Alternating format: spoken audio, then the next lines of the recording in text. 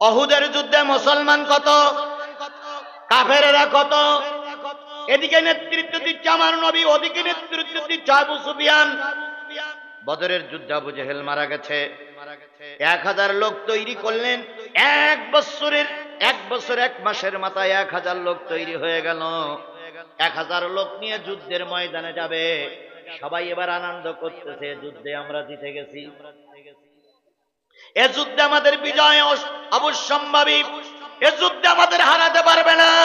কারণ বদরের যুদ্ধে 313 জন ছিল, আমরা জিতে গেছি। এ যুদ্ধে আমরা 1000, এ যুদ্ধে আমরাই জিতব। ঠিক সেই সময় যুদ্ধের মাত্র 3 দিন আগে একজন টুপিওয়ালা দলের ভিতর থেকে বিদ্রোহী হয়ে গেল। সেই টুপিওয়ালা বিরাট ওয়াজ নসিহত করে 300 মুসলমান নিয়ে মুসলমানদের কাফেলা থেকে ভেগে গেল। বলুন তো, যে টুপিওয়ালা কাফেলা থেকে না,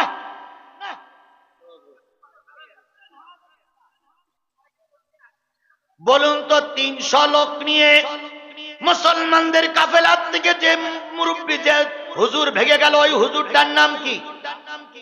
জোরে বলেন, ওই হুজুরটার নাম কি? ওই আব্দুল্লাহ বিন উবাই 300 লোক নিয়ে যখন এই কেটে পড়ল, মুসলমানদের ভিতরে একটা দুর্বল ভাবনা চিন্তা শুরু হলো। সেই যুদ্ধে মুসলমানরা ব্যাপক ভারে মারি খাইলে। কথা ঠিক না বেঠিক? তাহলে কেটে পড়লো এক মৌলবী কয়শো লোক নিয়ে। আমি গোটা বাংলাদেশের সব জেলায় সফর করে যে ভূমিকা, যে আইডিয়া আমার সামনে যেতে, যদি সুষ্ঠু নির্বাচন অবশ্যই হবে, সুষ্ঠু নির্বাচন যদি হয়, আর টুপিওয়ালারা যদি একজোট থাকে, যদি কোন মুনাফিক দলের থেকে ভেঙে না যায়, এবারের সংগ্রামে অবশ্যই টুপিওয়ালারা বিজয় অর্জন করবে।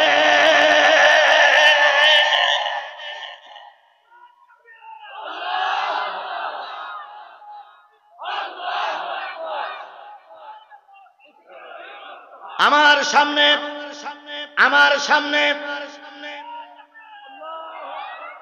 বাংলাদেশের চরম শত্রু আওয়ামী লীগ আমার সামনে শত্রু না, বাংলাদেশের দালাল জাতীয় পার্টি আমার হাতে শত্রু না। আমি দেখতেছি আমাদের শত্রু আমাদের টুপিওয়ালারাই। যদি এই টুপিওয়ালারাই একজোট হয়ে কোরআন জাতীয় সংসদে নিয়ে যাওয়ার জন্য চেষ্টা করে, সব আওয়ামী লীগ, সব তাবলীগ, সব চরমনাই, সব হেফাজত, সব শাসনতন্ত্র, সব জামাত ইসলামের নেতা কর্মীর পায়ে হাত থেকে বলি, গোটা দেশ সফর করে যে আইডিয়া আমার এসেছে, কোরআনওয়ালারা যদি, সব টুপিওয়ালারা যদি এক থাকে, তাহলে আগামী দেশ হবে কোরআনের দেশ, আগামী দেশ হবে টুপিওয়ালারা দেশ। গোটা দেশে একটাই স্লোগান, সকল দলের দেখা শেষ, টুপিওয়ালার বাংলাদেশ। গোটা দেশে একটাই স্লোগান, সকল দলের দেখা শেষ, টুপিওয়ালার বাংলাদেশ। যদি টুপিওয়ালারা একজোট থাকতে পারে, এই আব্দুল্লাহ বিন উবাই ইবনে সুলুলের মতন মুনাফিকি যদি কেউ না করে, উহুদের যুদ্ধে যেমন মুনাফিকির কারণে নবী মারি খেয়েছিলেন, আজকে টুপিওয়ালারা যদি মুনাফিকি না করে, আগামী নির্বাচনে ইসলামী দল মারি খাবে না ইনশাআল্লাহ, ইনশাআল্লাহ, ইনশাআল্লাহ। আজকে আমিরে জামাত, আজকে না কালকে 2-1 দিনের ভিতরে নীলফামারীতে সমাবেশ হয়েছে, দেখেছেন আপনারা? আমিরে জামাত স্পষ্ট করে বলেছেন, ভারত তুমি আমার শত্রু না, তুমি যাকে জায়গা দিয়েছো তাকে একজন মানুষ হিসেবে জায়গা দেওনি, সে বাংলাদেশের খুনি, সে বাংলাদেশের জঙ্গি সংগঠনের লিডার, তার নামে 150টা মামলা। ভারত তোমার কাছে অনুরোধ করছি, তুমি দয়া করে ওই খুনিরে আমাদের হাতে তুলে দাও। বাংলাদেশের আইন অনুসারে তার বিচার হবে, বিচারের পরে তার যে রায় হয় সেই রায় তার জন্য কার্যকর করা হবে। তবে আমি লক্ষ জনতার সামনে একটা কথা স্পষ্ট করে বলতেছি, এটা কিন্তু আমিরে জামাতের বক্তব্য, লক্ষ জনতার সামনে স্পষ্ট করে একটা কথা বলতেছি, ওরা যেভাবে আইনকে কক্ষিগত করে নিজের হাতে আইন নিয়ে মানুষের পরে জুলুম করেছে, অত্যাচার করেছে, আমি আমি ভারত তোমাকে সাক্ষী রে তোমাকে কথা দিচ্ছি, আমরা মিথ্যা সাক্ষী হাজির করে ওনার বিচার করব না। যৌক্তিক ভাবে বিচার করার পরে যতটুকু রায় কার্যকর করা যায় ততটুকু কার্যকর করব। দয়া করে তুমি আমার পার্শ্ববর্তী দেশ আমাদের দেশের খুনি হাসিনাকে আমাদের দেশে ফেরত দাও। এটা কি আমিরে জামাতের বক্তব্য না আমাদের সবাই বক্তব্য? গোটা বলেন, এটা কি আমিরে জামাতের বক্তব্য না আমাদের সবাই বক্তব্য? আমরা সবাই চাই খুনি হাসিনা আমার দেশে আসুক, বিচারের সম্মুখীন হোক, যুক্তি তর্ক শেষ করে আপনি উকিল দেন, আমি উকিল দেই, আপনি সাক্ষী দেন, আমি সাক্ষী দেই, আপনার পক্ষে কথা বলুক, আমার পক্ষে কথা বলুক, কথা বলার পরে যৌক্তিক বিচারের রায় যেটাই হবে বাংলাদেশের 18 কোটি মানুষ সেই বিচার মেনে নেবে। আর আপনি যদি তা না করে দেশের সঙ্গে সম্পর্ক না রেখে কোন ব্যক্তি বিশেষের সঙ্গে সম্পর্ক রাখেন, বুঝতে হবে আপনার সঙ্গে বাংলাদেশের সম্পর্ক কোথায় দিয়ে দাঁড়াবে। কথা বলেন, কথা বলেন, কথা বলেন। তাহলে যে জিনিসটা বোঝাতে চাচ্ছিলাম, শুধু মৌলবীদের কারণে, টুপিওয়ালাদের কারণে, হুজুরদের কারণে আল্লাহ নবী মারি খেলো। আগামীতে যে অবস্থা আমরা দেখতেছি, যদি সব টুপিওয়ালারা এক থাকতে পারি, আল্লাহর কসম আমরা আর জাতির কাছে লাঠি ঝেঁটা খাবো না। এই জন্য লাঠি যেটা না খেয়ে সৎ এবং যোগ্য মানুষকে জাতীয় সংসদে পাঠানোর জন্য সবাই সময় এসেছে ঐক্য হওয়ার। 50-52টা বছর আমরা সব দলকে একটাবার পরীক্ষা করেছি, করেছি না? আওয়ামী লীগ পরীক্ষিত দল, কথা বলেন ঠিক নেবে ঠিক। বিএনপি পরীক্ষিত দল, বিএনপির ভাইরা মনে কোনো মাইন নিয়েন না, আপনি আর আমি আন্দোলনের সাথে, আপনি আমি আন্দোলনে ময়দানে নেমেছি, আপনিও মামলা খেয়েছেন, আমিও মামলা খেয়েছি, আপনি আমার ভাই, আপনি আমার শত্রু না। কথা কি বুঝতে পেরেছি? বিএনপি অনেকবার ক্ষমতায় ছিল, জাতীয় পার্টিও ক্ষমতায় ছিল, তারা দেশের উপকার করিনি আমি কথা বলবো না, কিন্তু কেউ কোরআন দিয়ে দেশ চালায়নি, কেউ কোরআন দিয়ে দেশ চালায়নি। শুধু চালায়নি না, চালানোর জন্য চেষ্টাও করিনি। আমরা একটা পিরিয়ড জাতির পায়ে ধরে বলতেছি, একটা পিরিয়ড, একটা বার, একটা সময়, একটা টাপ কোরআনওয়ালাদের হাতে দায়িত্বটা দিই। কয় বছর? 5 বছর। যদি 5 বছরে তারা কোরআন দিয়ে দেশ চালিয়ে দেশে শান্তি আনতে না পারে, আমি আজিজুল ইসলাম সাদা কাগজে লিখে দেব, যদি শান্তি আনতে না পারে 3 তালাক দিলে বহু তালাক হয়, আর আমরা এদের 130 তালাক দিয়ে বিদায় দিয়ে দেব। তাহলে একটা বারের জন্য পরীক্ষা করা যাবে না? একটা বারের জন্য পরীক্ষা করা যাবে না? একটা বারের জন্য পরীক্ষা করা যাবে না? মাওলানা লুৎফরের এখানে প্রতি বছর মাহফিল হয়। কক্সবাজারের একটা বক্তা বলতেছে, আমার একটাবার একটু নিয়ে দেখো, একটাবার একটু নিয়ে দেখো, একটাবার একটু নিয়ে দেখো, একটাবার একটু নিয়ে দেখো। এখন 10 বছর মাহফিলের মাথায় লুৎফর চিন্তা করলো, 10 বছর আমার পায়ে ধরতেছে, এই একটাবার অন্তত এই নিয়ে দেখি না কি করে। তো সেইবারে দ্বিতীয় বক্তা বানাইছে। দ্বিতীয় বক্তা এসে দেখতেছে যে প্রধান বক্তা সেই দ্বিতীয় বক্তা ভালো আজ করি, তাহলে ও যে 10 বছর পায়ে ধরেছে, এই পায়ে ধরাটা প্রকৃতপক্ষে কাজে লেগেছে না ভাই? তা আমাদের 52টা বছর কোরআন হাদিস পন্থীরা আপনাদের কাছে দোয়া চাচ্ছে, দাবি করতেছে, একটাবার আমাদের পরীক্ষা করো, একটাবার আমাদের পরীক্ষা করো, একটাবার আমাদের পরীক্ষা করো। 52টা বছরের ভিতরে দিলে কি একটু মায়া জন্মায়নি? অন্তত একটা বারের জন্য মৌলবীদের একটু পরীক্ষা করতে কি পারে কি পারে না? তাহলে আমার 1 নম্বর দাবি হলো, আমরা আগামী নির্বাচনে মৌলবীদের পরীক্ষা করব ইনশাআল্লাহ। মৌলবীদের পক্ষে থাকবেন তো আপনারা সবাই? মৌলবীদের পক্ষে থাকবেন তো সবাই? এবার আবার কিছু লোক বলতে পারে, হুজুর মানে জমাইতে হুজুর। আমি কি একবারও জামাত ইসলামের পক্ষে থাকতে বলেছি? আমি বলেছি কের পক্ষে থাকতি? টুপিওয়ালাদের পক্ষে, কোরআনওয়ালাদের পক্ষে। এখন কোরআনওয়ালাদের পক্ষে থাকা দাবি করেছি, ওই দলে যদি বিএনপি থাকে দেবেন ভোট, ওই দলে যদি আওয়ামী লীগ থাকে দেবেন ভোট, ওই দলে যদি জাতীয় পার্টি থাকে দেবেন ভোট, ওই টুপিওয়ালার দলে আমার বড় ভাই যদি আলী আলম থাকে, যদি সোহেল থাকে, এদেরকে ভোট দিতে হবে, কারণ আপনারা ওয়াদা করেছেন টুপিওয়ালার সাপোর্ট করবেন। কথা ক্লিয়ার?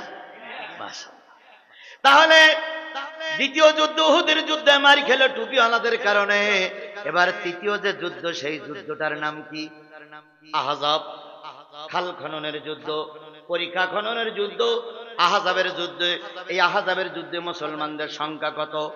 3000। কাফেরদের সংখ্যা কত? 10,000। 10,000-এর মোকাবেলা করার জন্য আল্লাহর নবী যখন প্রস্তুতি নিচ্ছিলেন, সালমান ফারসি বলে একজন জবরদস্ত মুরব্বী সাহাবী, তিনি বললেন, ইয়া রাসূলুল্লাহ, গোটা বিশ্বের বিভিন্ন ময়দানে ঘুরে ঘুরে দেখেছি অনেক রাজারা পরিকল্পনা করে, খাল খনন করে। আমরা যদি একটা খাল খনন করতে পারতাম, অন্তত এ তারিখের মতন মদিনা রক্ষা করা যেত। খাল খনন হলো। আবু সুফিয়ানের নেতৃত্বে 10,000 লোক এসে দেখে আশ্চর্য এক পরিকল্পনা। খাল খনন করে বসে আছে, ঘোড়া লাফ মেরে নামলি আর উঠতে পারে না, এ পারে তো পারে যাতে পারে না। এ তো আশ্চর্য মহাজ্ঞানী ব্যক্তি রে ভাই।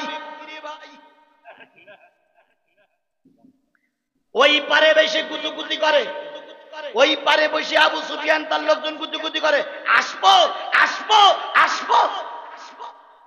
আলী রাদিয়াল্লাহু তাআলা বলে, নদী পার হ, একটু খাল পার হ, দেখ আয়না ঘর কি করে রাখিছি, পার হ। শেখ হাসিনা সীমান্তের ওই পারে বসে কুতুকুতি করতে, আসবো, চট করে এসে পড়বো, চট করে এসে পড়বো, চট করে এসে পড়বো। আর আমরা বলতেছি, আইসো আইসো চট করিয়া, আয়না ঘর তোমার জন্য রাখছি গো সাজাইয়া। আইসো চট করিয়া, আয়না ঘর তোমার জন্য রাখছি গো সাজাইয়া। রিসিপিশনে বৈশাসি, রিসিপিশনে বৈশাসি, জুতোর মালা লইয়া, আয়না ঘর তোমার জন্য রাখছি গো সাজাইয়া। বুবু আইসো চট করিয়া, আয়না ঘর তোমার জন্য রাখছি গো সাজাইয়া। নির্বিচারে মারছ মানুষ ক্ষমতার লাগিয়া। কথা বলেন ঠিক না বে ঠিক? নির্বিচারে মারছ মানুষ ক্ষমতার লাগিয়া। দিন ধর্ম আর মানবতা সব কিছু ছাড়িয়া, বুবু সব কিছু ছাড়িয়া, তোমার পাপের শাস্তি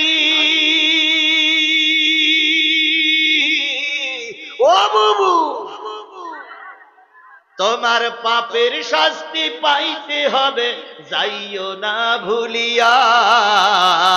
আয়না ঘর তোমার জন্য রাখছি গো সাজাইয়া। বুবু আইসো চট করিয়া, আয়না ঘর তোমার জন্য রাখছি গো সাজাইয়া।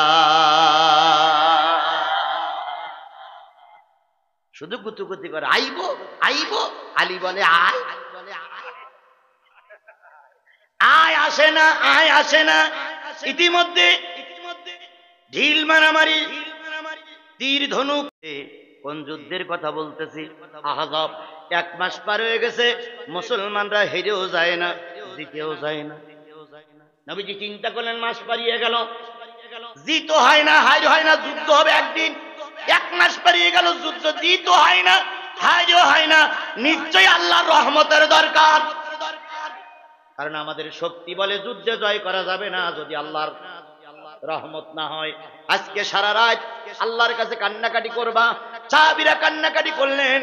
এবার তাহাজ্জুদের পর নবী বললেন, যাও সবাই বড় বড় মেসওয়াক নিয়ে এবার মেসওয়াক করো, ভালো করে দাঁত ব্রাশ করো। ফজরের নামাজের পর আল্লাহর কাছে ক্রন্দন করব, আল্লাহ এই যুদ্ধে যেন আমাদের বিজয় দান করে। সাহাবীরা তাহাজ্জুদ নামাজ পড়ে কান্নাকাটি করার পরে সব লাইন দিয়ে বসে মেসওয়াক করা শুরু করেছে। বড় বড় জয়তুনির ডাল। কিসের ডাল? জয়তুনির ডাল দিয়ে মেসওয়াক করতেছে, দাঁত পরিষ্কার করে ফজরের নামাজ পড়বে। আবু সুফিয়ান গোয়েন্দা বিভাগের লোক পাঠাই দিল, দেখতো মুসলমানরা কিভাবে সেজতেছে আজকে। ওরা ওই খালের ওই পারে এসে উকি মেরে দেখে মুসলমানরা সব দাঁতে ধাপ দিচ্ছে, সব দাঁত ব্রাশ করতেছে, দাঁতে ধাপ দিচ্ছে। গোয়েন্দা বিভাগের লোক যেই বলতেছে, জাহাপানা, কই কি হয়েছে? কই অন্যদিন তরবারিতে ধাপ দেয়, আজকে দাঁতে ধাপ দিচ্ছে। আর বলতেছে আজকে নাকি যেটার ভাবে সেটা কামলাই কামলাই খেয়ে ফেলবে, আজকে ময়দানে যাওয়া যাবে না, মুসলমান খেপে গেছে। এই যে একটা আওয়াজ উঠলো, মুসলমান খেপে গেছে, কামলাই খাবে। ময়দানে সবার ভিতরে ভয় ঢুকে গেল। আর একটা প্রমাণ পাওয়া যায়, আর একটা হাদিস শরীফ আর একটা জিনিস আসছে, ওই দিন প্রচুর বৃষ্টি হলো। বৃষ্টি হওয়ার কারণে মুসলমানরা যে এলাকায় ছিল সেই এলাকার বালিগুলো শক্ত হয়ে গেল, আর কাফেরেরা যে এলাকায় ছিল ওই এলাকায় পানি এক জায়গায় হয়ে কাদা হয়ে গেল। কাদায় ঘোড়া চলতে পারলো না, কাদায় ঘোড়া চলাচল অনুপযুক্ত হয়ে গেল, তাবুগুলো সব পানির ভিতরে চলে গেল। মুসলমান ওই যুদ্ধে দিতে গেল, কাফেরেরা যুদ্ধ থেকে পলায়ন করলো। এই যে বিনা যুদ্ধে, বিনা রক্তক্ষরণে, বিনা মারামারি কাটাকাটিতে শেখ হাসিনার মতন পালিয়ে গেল, ওই যুদ্ধটার নাম হলো আহজাবের যুদ্ধ। সূরাটার নাম কি? ওই যুদ্ধের নাম অনুসারে সূরাটার নামকরণ হয়েছে। ৭৩টা আয়াত, ৭৩টা আয়াতের ভিতর থেকে আমি তেলাওয়াত করেছি, আমি তেলাওয়াত করেছি 2টা আয়াত, 3টা আয়াত, ৬৭, ৬৭, ৬৮, ৬৯, ৭০। তাহলে কয়টা? ৬৭, ৬৮, ৬৯, ৭০ কয়টা আয়াত? 4টা আয়াত। প্রথম আয়াতে চলে যাচ্ছি। ইয়া আইয়ুহাল্লাযীনা আমানু লা তাকুনু কাল্লাযীনা আযাউ মূসা।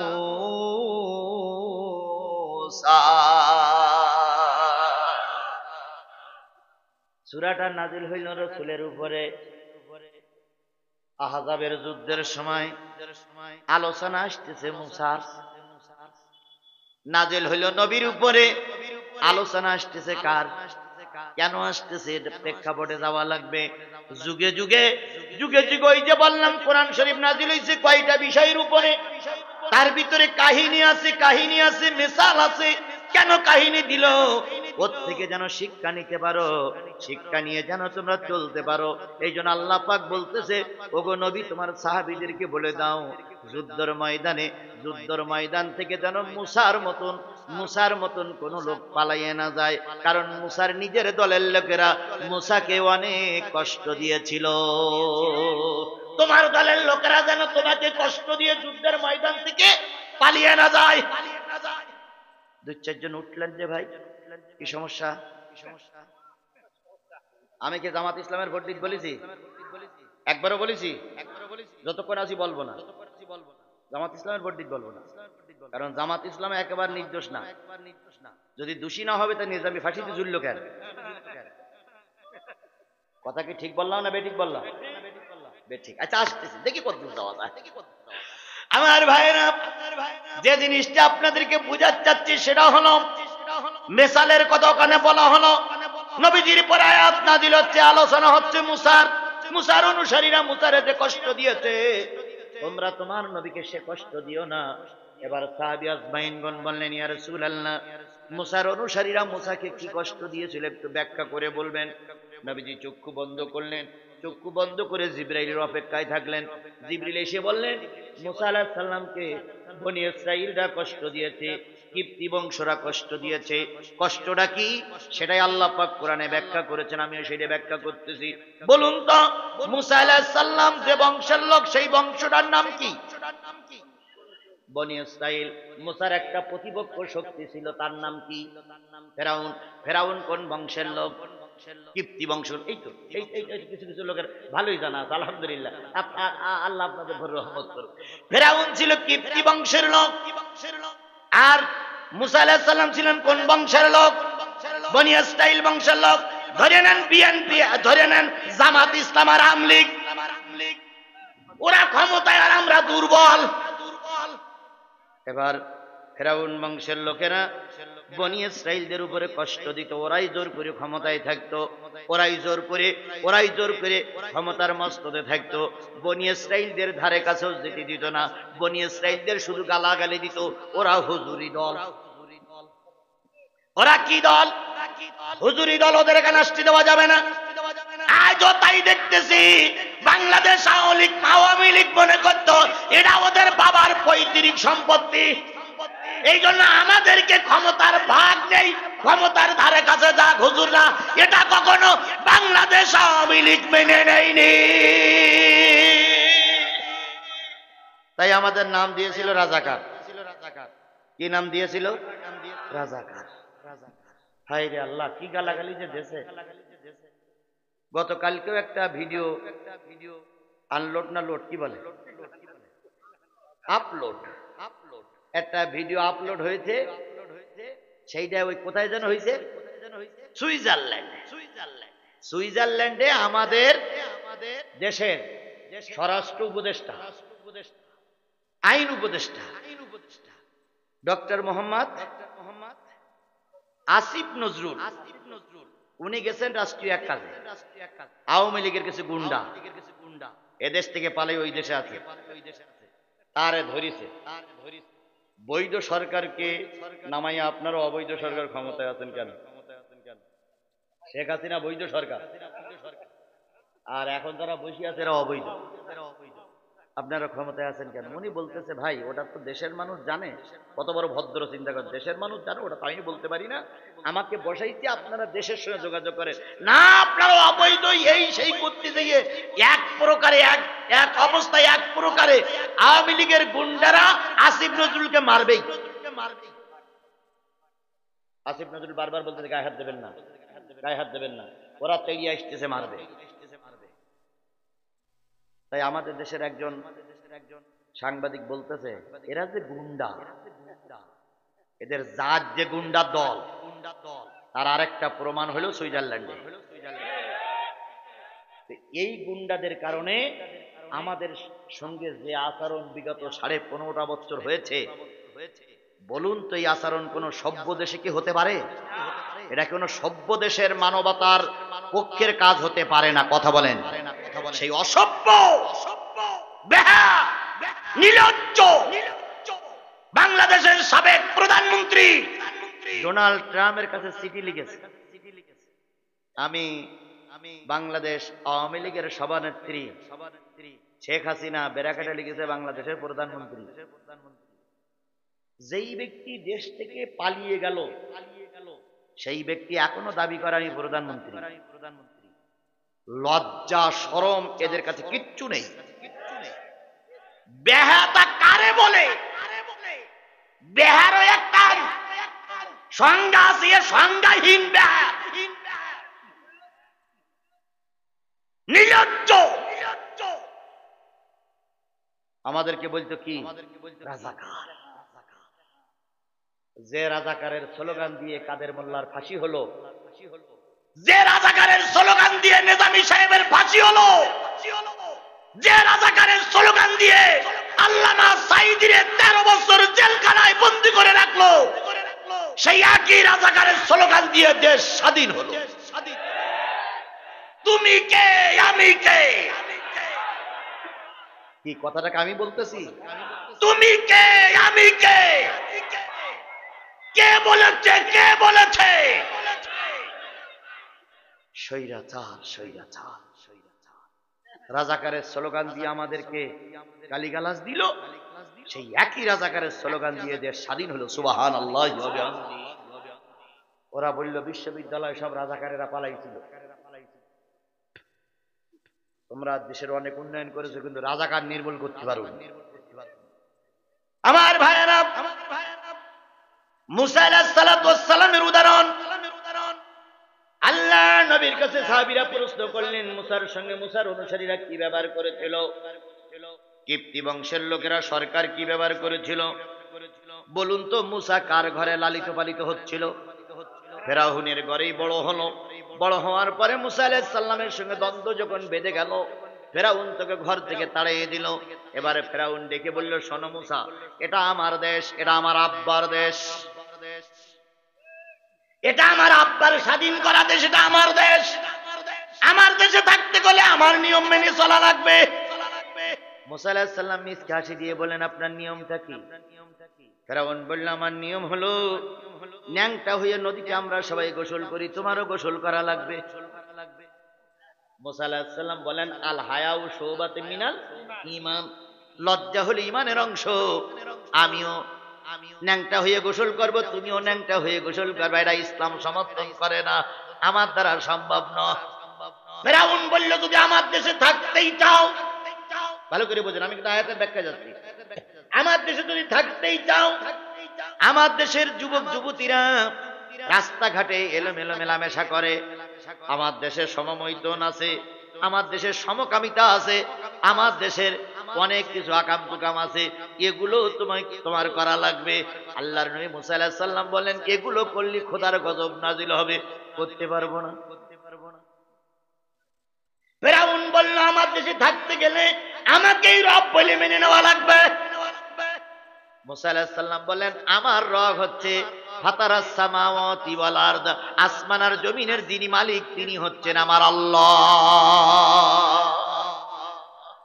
এই লেডি ফেরাউন শেখ হাসিনা চাইছে উনি আল্লাহ হবে।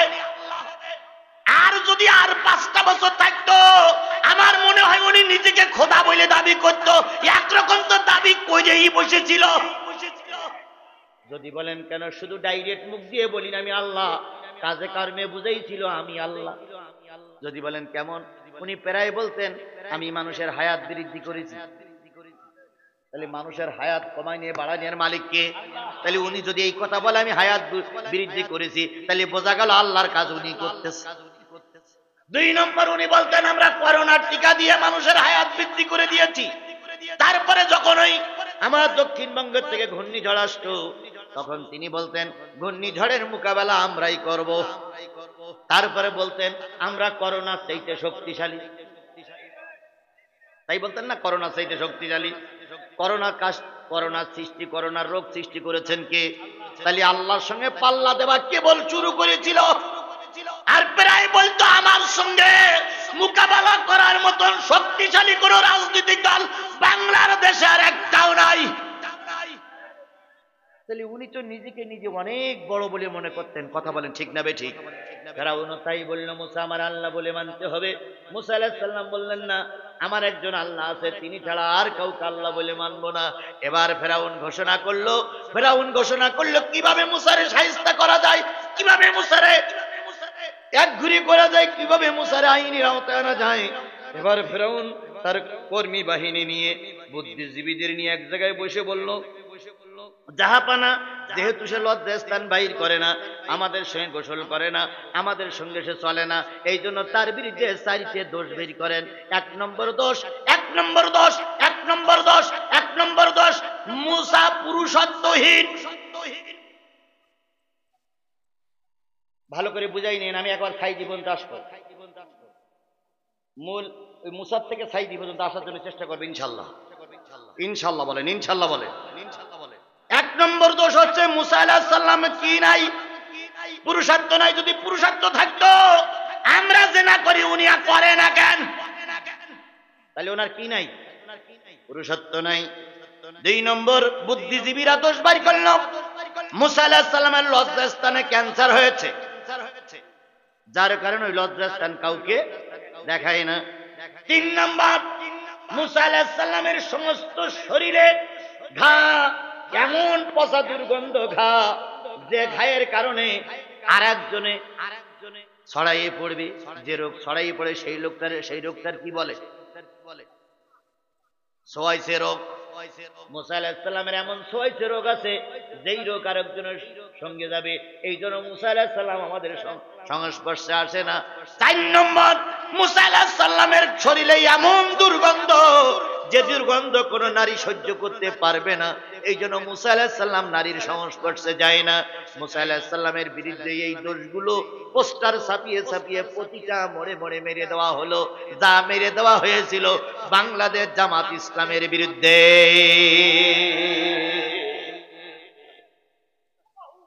জামাত ইসলাম রাজাকার। 71 সালে মা বোনদের ইজ্জত নষ্ট করেছে। কথা বলেন ঠিক না বেঠিক? এদের সুযোগদের দিয়েছিল না দেয়নি? আল্লামা সাঈদী 1 লক্ষ মা বোনের ইজ্জত নষ্ট করেছে। আল্লামা সাঈদী হিন্দুদের ঘর বাড়িতে কি লাগাইছে? আগুন লাগাইছে। আল্লামা সাঈদী হিন্দুদের যুবতী মেয়েগুলোর ধরে ধরে পাকিস্তানিদের হাতে তুলে দিয়েছে। ওরে সেই তৎকালীন বনি ইসরাঈলরা মুসা আলাইহিস সালামের বিরুদ্ধে যে বক্তব্য দিয়েছিল, এই শেখ জামানার এই ফিরাউনের বাচ্চারা আল্লামা সাঈদী আলেমদের বিরুদ্ধে একই বক্তব্য দিয়ে যাচ্ছে। এদের শরীরে ফিরাউনের রক্ত। আসুন সামনে যাই। মুসা আলাইহিস সালাম ছিলেন লজ্জাটি, আর সব নবীরাই লজ্জাটাই হয়, সব আলেম ওলামারাই লজ্জাটি হয়। কথা বলেন ঠিক না বেঠিক? যারা আলেম ওলামা দিনদার মানুষ তারা সাধারণত একটু নম্র বিনয়ী ভদ্র হয়। অভদ্র মানুষ কখনো পীর সাহেব হয় না, ওলিও হতে পারে না। সাধারণত আলেম ওলামা পীর মাশায়েখ গুলো নম্র বিনয়ী হয়। একটা ছোট্ট উদাহরণ দেই। আশরাফ আলী থানভী রাহমাতুল্লাহ আলাইহি কিতাব পড়াচ্ছেন, একজন রাস্তাতে যাচ্ছে আর বলছে, হুজুর আপনার স্ত্রী বিধবা হয়ে গেছে। আশরাফ আলী থানভী রাহমাতুল্লাহ আলাইহি কিতাব বন্ধ করে দুই চোখের পানি ফেলাই কাঁদতে স্যার বলতেছে, আল্লাহ আমার স্ত্রী বিধবা হয়ে গেল, ওর কেটা দেখবে আল্লাহ? আল্লাহ ওর তো সংসারের দেখার মতন কেউ থাকলো না, খাবে কি, যাবে কোথায়, বাচ্চা কাচ্চা করবে কি? এক ছাত্র বলতেছে, হুজুর স্ত্রী বিধবা হয় কি হল? তো বলতে স্বামী মারা গেল। বলতে আপনি মারা গেছেন না বেশি আছেন? তাই তো আমি তো বেশি আছি রে ভাই। তাহলে আপনার স্ত্রী বিধবা হইল, আপনি কাঁদতেছেন কেন? উনি তখন বলতেছে, ভাই রে মুসলমান এইটা মিথ্যা কথা বলতে পারে?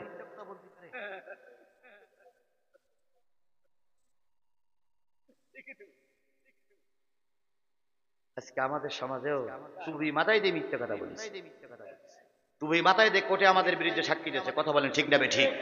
আমার ভাইয়েরা, নবী রাসূলগণ হয় ধর্মভীরু, তারা হয় বিনয়ী, নম্র নম্র মেজাজের লোক। হযরত মুসা আলাইহিস সালাম দেখে প্রতিটা মোড়ে মোড়ে লেখা মুসা আলাইহিস সালামের কয়টা দোষ? 4টা। লোকজন যখন মুসা আলাইহিস সালামকে পায় তখন ছোট ছোট বাচ্চারা খায়, ওই বলে সেই হুজুর, ওই দেখ, ওই দেখ, হ্যাঁ ওই সেই লোক, ওই সেই লোক, ওই লোকের বলে সেই তা নেই, ওই লোকের বলে ক্যান্সার হয়েছে, এই ধারে কাছে যাইস না, এই পাশে যাবি না, ক্যান্সার হয়েছে, রোগ ধরি বলবে। একটা নিরপরাধ মানুষকে কালারিং করার জন্য কত ষড়যন্ত্র। আজও বিশ্বনন্দিত আলেম কাঁদতে কাঁদতে শেষ নিঃশ্বাস ত্যাগ করেছে। 52টা বছর 50টা বছর কোরআনের দাওয়াত দিয়ে দিয়ে গোটা বিশ্বে কোরআনের আওয়াজ পৌঁছাই দিলেন। যাওয়ার সময় ধর্ষণের মামলা নিয়ে তাকে কবরে যেতে হলো।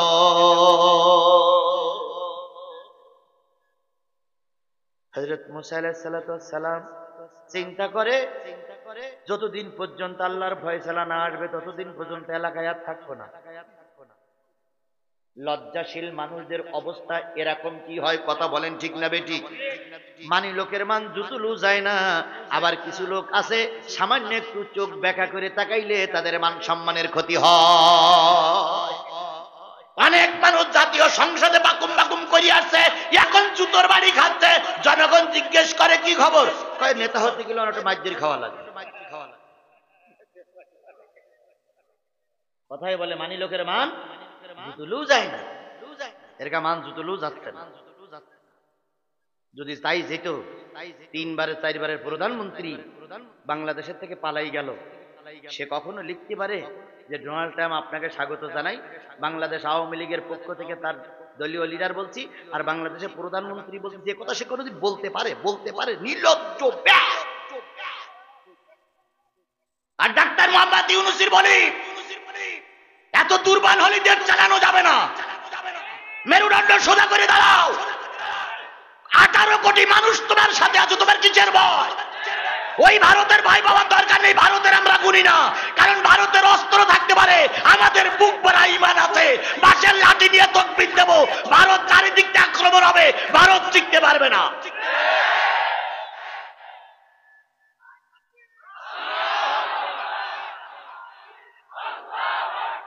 কুকুর ঠান্ডা করতে গেলে মুগুর লাগে, কুকুর ঠান্ডা করতে গেলে কি লাগবে? মুগুর লাগবে। কুকুর ঠান্ডা করতে গেলে চুচু করলে চলবে না। এ কুকুরদের ঠান্ডা করতে গেলে ডাক্তার মোহাম্মদ ইউনূস হাতে মুগুর নেওয়া লাগবে, মুগুর ছাড়া এ কুকুর ঠান্ডা হবে না। একটু সুযোগ পেয়েছে আর কুসকুস কুসকুস কুসকুস করতেছে।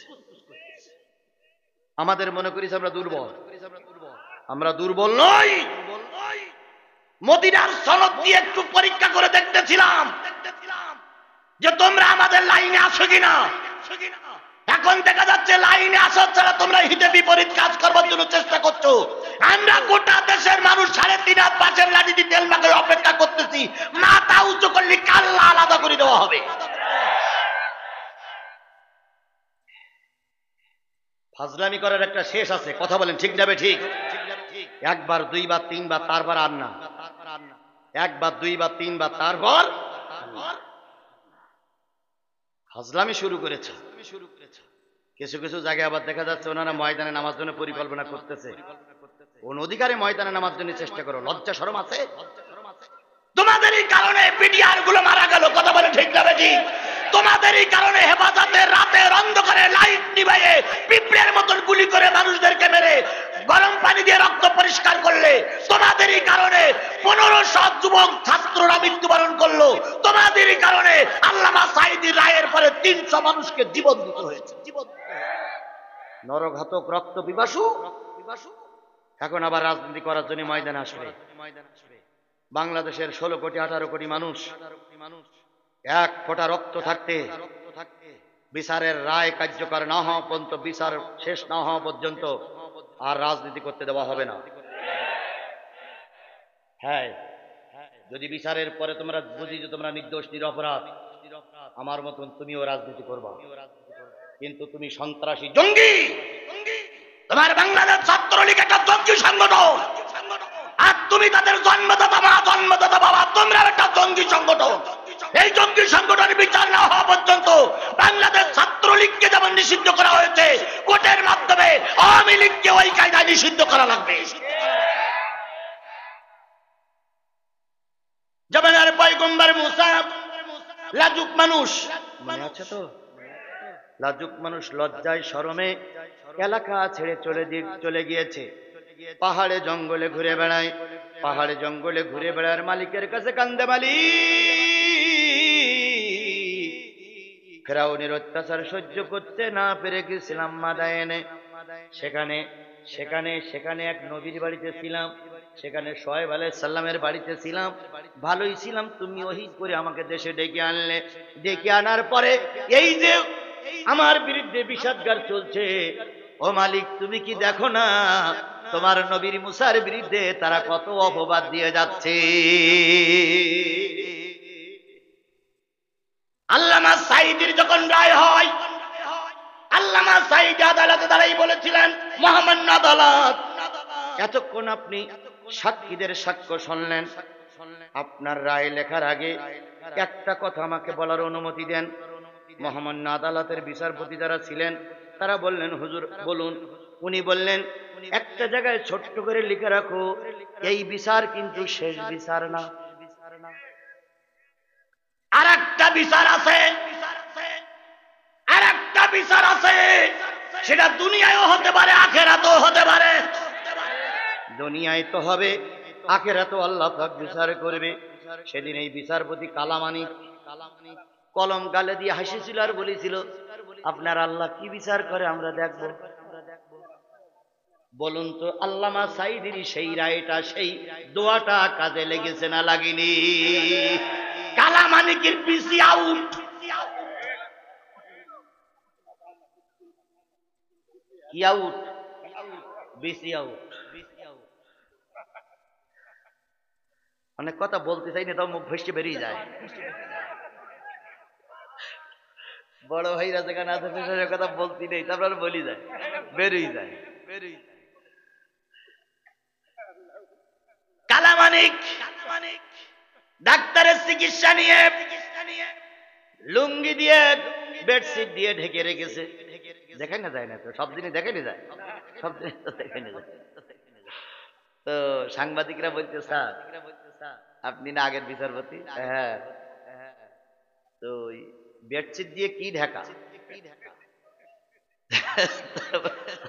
বলতেছে যে আমার একটা আউট হয়ে গেছে। তখন সাংবাদিকরা বলছে, ডান পাশেরটা না বাম পাশেরটা? ভাইরে, আল্লামা সাঈদীর দোয়া হিসাব করেন একটু, যদিও আমরা একটা হাসাই উড়ে দিচ্ছি, কিন্তু আল্লামা সাঈদীর দোয়া, আলেমদের দোয়া বুলেট মিস হতে পারে, আলেমদের দোয়া মিস হতে পারে না। কালামানিক তখন বলতেছে, আমি যন্ত্রণায় পথ পাচ্ছি না। এখন তুই জিজ্ঞেস করতে ডাইন পাশেটা না বাম পাশেরটা, হাজলামি করতেছে না। সাংবাদিক তখন বলতেছে, কারোর বদদোয়াটোয়া লেগেছ নাই?